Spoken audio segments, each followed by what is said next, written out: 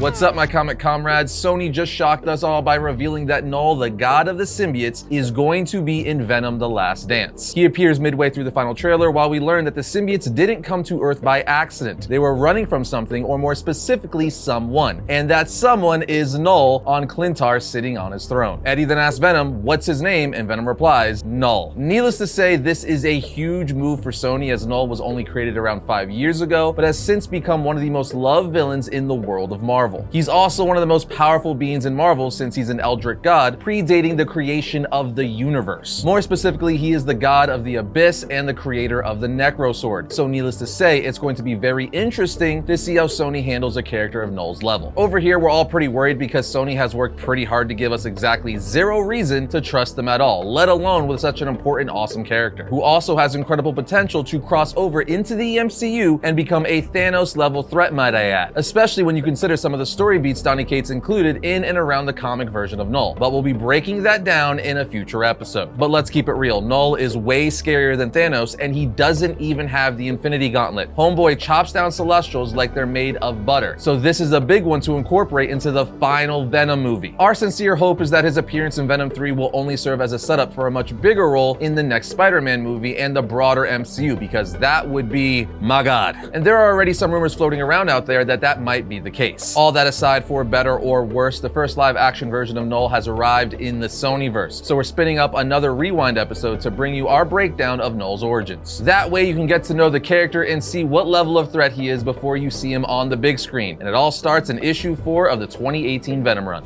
In issue 4 of Venom, we learned that Knull was an ancient deity who existed even before the universe itself. Or as he puts it, in the beginning there was nothing, and that's where he existed. But then the Celestials were born and started creating the universe. Knull says the gods, or Celestials as we know them, created the universe in his kingdom, which we would come to call space. Yes, according to the story, this dude's domain was space. Pure and utter empty space. And he didn't take it too kindly when the universe was being made in his kingdom. Now you may be thinking space was just an empty vacuum before these gods arrived, so how could he be the ruler of nothingness? Well, Knull explains it like this. My kingdom was not empty. My abyss was not dead, not hollow. The endlessness of my lands was not theirs to raise and reform and remake. No, the void breathes. The abyss has teeth, and shadows only grow in the light. As Knull is saying this, he creates a living sword from his shadow, followed by cutting off one of the Celestials' heads. This guy is so OP, he decapitated a Celestial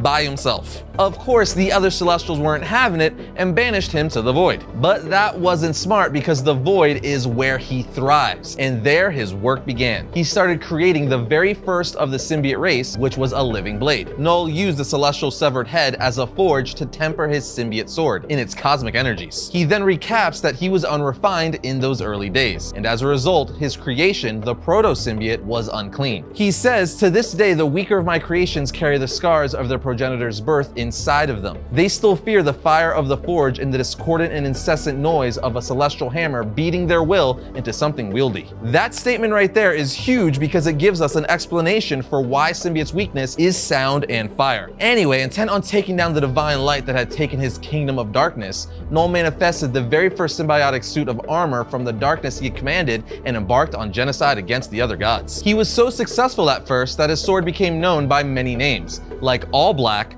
the Necro Sword, and the Godslayer. Together, he and his living sword slit the throats of creation. But of course, evil eventually always falls, and he was ultimately defeated and his sword All Black was taken from him. But Knull isn't a guy to stay down, so what did he do? He searched for a new weapon and discovered that if he bonded his living abyss with lesser creatures, he could then manifest and pilot their new forms as vessels. As he put it, this moment, this primordial instance of symbiosis on this near barren land, this is where it all truly began. It was here he created a symbiote horde, and he was at the center of it, the hive mind, or the god host. He controlled them from across galaxies. It could see what they saw. However, when a dragon-like composite symbiote under Knull's control arrived on Earth and was defeated by Thor, Knull's connection to the symbiotes was severed. With his connection lost, his symbiotes began to seek new hosts, and these new hosts infected them with light. The symbiotes started to believe in honor and nobility as they bonded to benevolent hosts, and this began seeping into the hive. Knull says this was their infection, their poison, their venom. Because of this, the symbiotes began to spawn endlessly and revolted against Knull, imprisoning him. And where did they imprison him? Well, it's funny you should ask. You know how all these years we've known Klyntar as the name of their race and planet they come from? It turns out that Klyntar is actually their word for cage, and a crap ton of symbiotes came together to imprison, or in this case, cage Knull at the center of this so-called planet. So after all these years, we learned that there was never truly a planet of the symbiotes, but it's rather a countless number of symbiotes that came together to cage and imprison Knull. Again, when the symbiotes' connection to their creator Knull was severed,